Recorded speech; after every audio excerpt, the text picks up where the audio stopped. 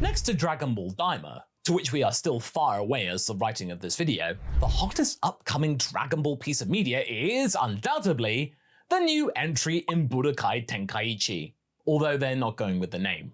Dragon Ball Sparking Zero, but everyone will probably just call it Budokai Tenkaichi 4 anyway. And honestly, everyone's excitement seems to be over the top with that one, especially with the announcement that the roster of Budokai Tenkaichi 3 had 98 characters in 161 forms, and supposedly this game will have even more, and we already have proof of that in the trailer that we had been given.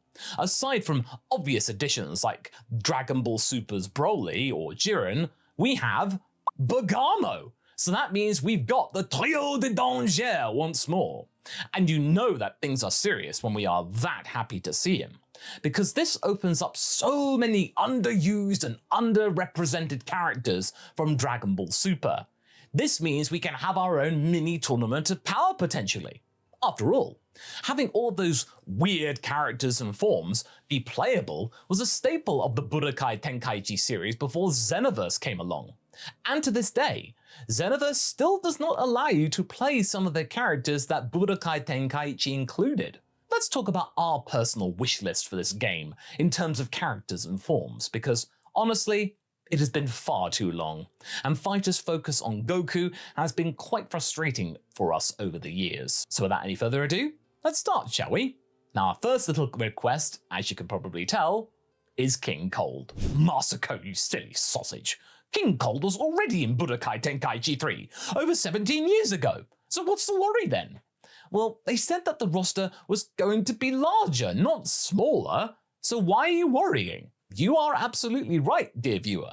A non-existing conversation partner that we created purely for polemics in this video, he was indeed in the game, and sadly, due to not having any official additional forms in any official media since his arrival in Z, we see him as he was in Z. And you guys know how much we love this character, and wish we could get more action from him in the official show. But that was not his purpose in Dragon Ball Z. He doesn't even get a proper fight. He just swings a sword around for a bit and then Trunks kills him. But what he got recently was pretty glossed over quite often. A shiny new design in the Dragon Ball Super Broly movie. That's right, he got a little bit of an upgrade. And if we cannot get a new form for everyone's favourite Freezy Pops Pop, we could maybe at least get his slightly darker purple design, the updated one, with the striking red cape and greyish head orb dual crown thing? I mean, who knows what he calls that? But you know what we're getting at here. All members of his species are famous for their forms, and he is the only one featured in animated media that has shown us only one transformation. Because Cooler and Frieza, oh, they got plenty. They can share with their father, right?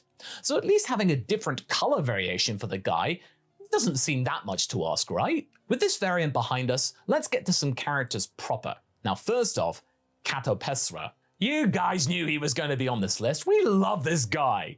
I know that a lot of you don't, but think about what kind of fun gameplay elements that you could possibly have with this one.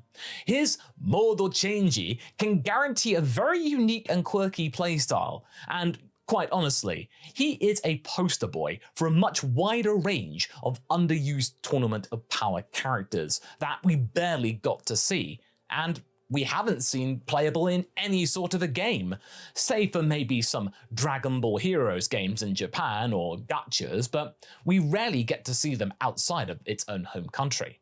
There are so many new warriors that we doubt we will ever get to see all of them, but surely we can maybe get at least 1 or 2 per universe? That could be nice. And I think Katopesra is a pretty obvious pick for the likes of Universe 3. This could easily make the cut because it's just so unique. A lot of those designs are really creative, sure, and there is one more, or 4, depending on how you look at it, that we would like to give a separate entry. Yes, it's that one that barely anyone could pronounce, Kochiare Tor. You know, it's an odd choice, yes, but hear us out with that one. We don't think that there is a world where we could get all 3 of these quirky robots in their own roster from Universe 3. Koitsukai, Panchia, and of course our boy, Bororetta. They are simply not important enough, and they are kind of silly on their own. But surely you can get their fusion on the list, which could occasionally split into them with some of its attacks, and eventually just come back together again. And also, there is a very easy way to give it a super form for an ultimate attack, when it could fuse into Agnilaza or Aniraza. It would just require a quick scene of Paparoni showing up and fusing with them for like a top tier attack, which, as far as Universe 3 fighters go, it is hard to find a better pick. Again, the robot trio represents the silly, playful part of Dragon Ball, something that is often omitted in the later entries, and we think that a character like this could be a ton of fun. And come on, you want to see Aniraza square up against the likes of the Great Apes, Hirudegan, or dare I say, maybe Cellmax, who is not on our wish list by the way, because his inclusion is basically a no-brainer at this point, so what's even the point of including it on the list? We'd be very shocked if he turns out not to be in the game. The next entry is another group choice, but it's mostly because we don't know how many numbers we are going to be operating with here. Are we going to have maybe 150 characters, 200 characters, who knows? Maybe we can get some deities outside of Universes 6 and 7 perhaps on the roster, like we briefly saw in the trial run to test out the arena in the world of Void. We've got the likes of Beerus, Champa, Vados, and Zamasu, sure, those are quite obvious, but wouldn't it be cool if we got the likes of Goasu, Belmod, Moscow, and Mule perhaps? Because remember what Moscow's true identity is all about. Most of what we have seen from the Gods of Destruction fighting was in the manga-only section of the Tournament of Power saga, which was probably only one of the redeemable qualities that Toyotaro provided to the overall thing. And it was pretty savage and often considered some of the very few improvements that saga got over the anime. Iwan sparred against Alak, and Likia, the grown-up Tails, before the tournament, got his own little sparring session. And to be fair, they are playable in Super Dragon Ball Heroes games, so the base model and their fighting styles have been replicated in game form before. But honestly, we just want some of them in a fully fledged game just to say that they're there. It is possible that we might get all 12 GODs at least, because they do represent a very good core component from every single universe, but it would be enough to at least get our favourite clown and his card trick-based powers. The next one is a pretty weird omission. I mean, he is in the game, but just as skilled as the other character. We mean Pui Pui. In Budokai Tenkaichi 3, he acts like a summonsman for Babidi, which seems like a huge disservice to the character. There aren't many minions left in this section of Z, so that would be very, very nice if we could have a chance to get some representation for the Zunian.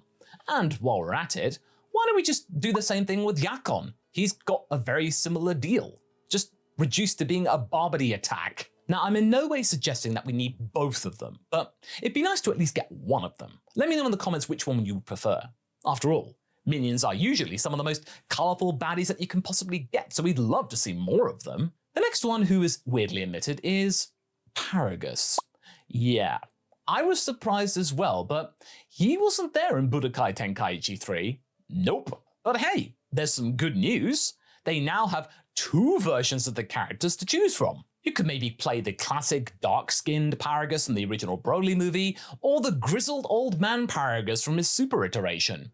Yeah, I know, it's another Saiyan, but we don't have many old Saiyans as playable characters, and hey, King Vegeta was in the game, so you might finally help this man take his revenge out against the man who tried to stab this baby. But yeah, in complete honesty, Paragus is a pretty underrated character. I mean, he really should be in it. We don't really have much more to say. You know who else is underrated?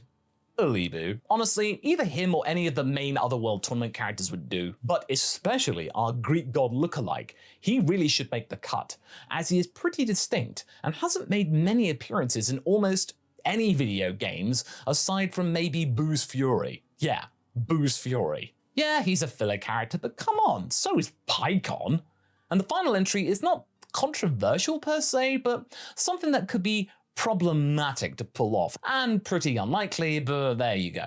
Literally any manga-specific character. Nowadays, the relationship between anime and drawn Dragon Ball iterations seems as distant and cold as a separated couple that tries to maintain illusions for their children. Sorry, that got a little bit deep there, but we're honestly just trying to be real here. But I really think it works with what we're trying to say here. With all of the Iyoku and Shueisha stuff happening behind the scenes, that power play struggle, it's really hard to know what their current idea is about with the Moro and Granola sagas. What are they going to do with them? And it all just simply results in them having absolutely zero merchandise or video game appearances from these characters. They're basically in limbo, and it's not their own fault.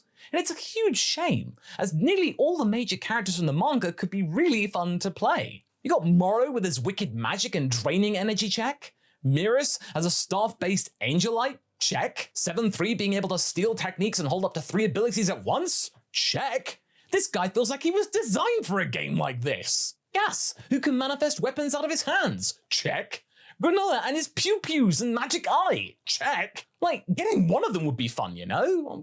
We don't think it will happen though, but we want that to happen, but it feels highly unlikely because remember, it's going to be marketed internationally and not everybody has read the manga, so people will just go like, who's this guy? And that's it, our wish list for Sparking Zero. We hope that you may have liked it, and if at least 2 of these show up, it'll already be a victory in our book, but hey, of course, it wouldn't be a list video without us asking you to give us your own wish list for this particular game in the comments. Try not to add characters that have already been in the previous Tenkaichi games, or at least the main ones.